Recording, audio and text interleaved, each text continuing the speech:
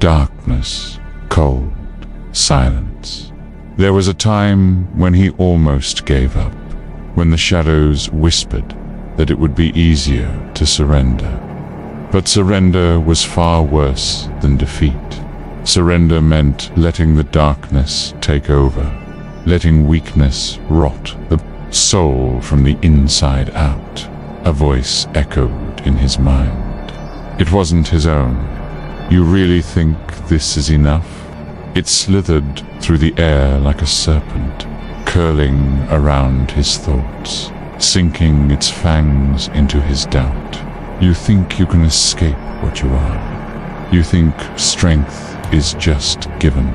A hollow laugh, mocking, cruel, inescapable. His body ached, his hands trembled, but he wasn't afraid of pain. Pain was a teacher, a forge, a baptism by fire. The voice besneered, "Then prove it." The ground beneath him felt unsteady, as if it could collapse at any moment, swallowing him whole. The air was thick, pressing against his lungs like an unseen weight. He had been here before, stuck, trapped. He knew this place too well. It was a familiar prison, an endless void where time stretched and blurred, where hope came to die. He had walked these halls of regret before, traced the cracks in the walls with trembling fingers, whispered apologies to the ghosts of his past. This was where dreams suffocated, where ambition withered under the crushing weight of fear and self-doubt. He had stood in this exact spot countless times, staring into the abyss, feeling it stare back, daring him to take one more step. But every time he hesitated, every time the weight of failure pulled him back, by the chains of his own mind, the whispers of not enough, too late, why even try? They had always been stronger than his will to fight. This place reeked of unfinished battles, of potential left to rot. It was where he had made excuses, where he had told himself tomorrow would be different, yet let today slip through his fingers like sand. He had felt safe here, in the darkness, shielded from judgment, from effort, from pain. But safety was an illusion. This place wasn't a refuge. It was a graveyard of every version of himself that had ever dared to rise, but had been buried before it could stand tall. He had lived in this cycle for far too long, but not anymore. The place of failure, the place of regret. He had spent too long here, too long letting fear dictate his choices. That stopped tonight. A whisper came from the void. "Do you know how a sword is made?" The words were slow, deliberate, curling like smoke in the air. Bitted is beaten, hammered, purged of weakness in the heart of the fire. That's how you become indestructible. A sudden, searing pain shot through his body. It felt as if unseen hands were pulling him apart, stripping away the excuses, the lies, the weakness that had kept him shackled. His breath came ragged, his vision blurred. But he didn't collapse. No, not this time. The voice laughed again. It was growing impatient, still standing. He clenched his fists, nails digging into his palms. He had spent years seeking comfort, years running from pain. And where had that gotten him? Weak, powerless, forgotten. But comfort was the enemy.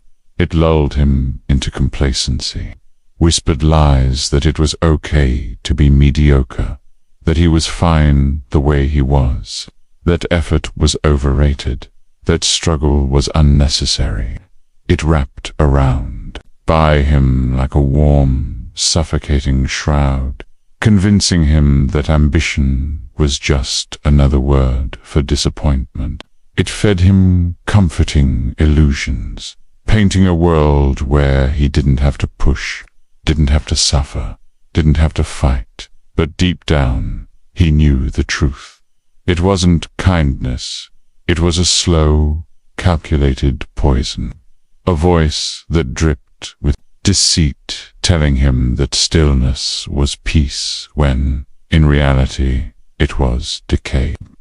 Every time he listened, every time he surrendered to its soothing words, another part of him withered.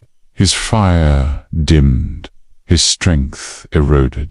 The hunger that once drove him dulled into a faint, distant ache. Mediocrity was a sweet lullaby, a siren's song that promised comfort while dragging him into an abyss where dreams rotted and potential lay forgotten. It was a cruel trick, a velvet-lined cage that kept him docile while the world moved forward without him. But he wouldn't let it win. Not this time, no more. He had let weakness fester for too long. He had let himself rot, not anymore. He forced himself to take a step forward. The weight on his shoulders grew heavier, like invisible chains pulling him back, whispering for him to stop. But he didn't. A chill ran down his spine. The darkness moved. Shapes shifted in the void, twisting, writhing, watching. The voice turned sharper, darker. You don't have what it takes. He ignored it. You're wasting your time. Another step, you will fail. Another, you are nothing. His eyes burned. He gritted his teeth. He had heard these words before, over and over, for years. But this time he refused to listen. Pain, he welcomed it. Fear, he had nothing left to fear. The voice growled, the shadows curling tighter around him. Then prove it. The ground beneath him cracked. The world around him trembled. The weight of his past, his failures, his regrets, they clawed at his legs. Skeletal hands reaching from the abyss, desperate to drag him down where they believed he belonged. Shadows twisted and writhed, whispering his name, reminding him of every misstep, every moment of weakness, every time he had chosen comfort over challenge. The air grew thick, suffocating, pressing against his chest like an unseen force, daring him to fall, to surrender. The voices, low, mocking, relentless, slithered into his mind. You were never strong enough. You will fail again. Why resist?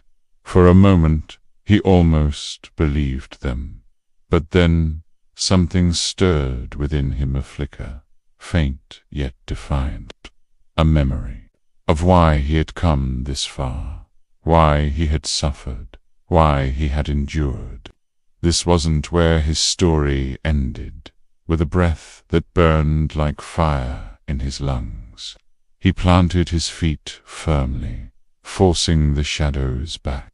The cracks beneath him stretched wider, but he no longer feared falling.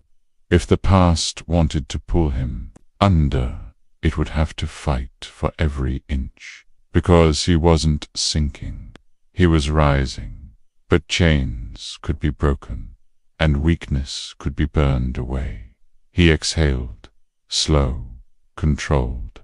Then, with every ounce of defiance in his soul, he walked through. The darkness stopped the whispers, screamed. There once soft murmurs twisting into guttural wails. shrieking his name with voices not his own.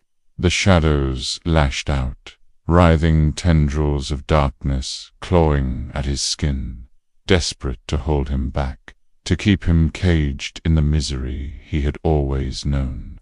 They wrapped around his limbs like chains forged from regret, tightening with every struggle, dragging him toward the abyss that had swallowed so many before him. The air turned frigid, thick with the scent of decay, as unseen horrors slithered through the void, watching, waiting. "Stay where you belong," they hissed. "You are nothing. You will always be nothing." Pain seared through him, but he clenched his jaw. He had heard these voices before, lived under their weight for far too long.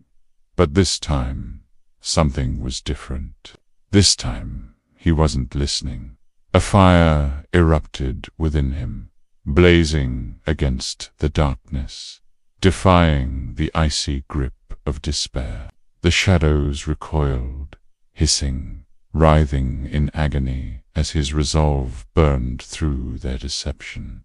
He wasn't theirs to claim.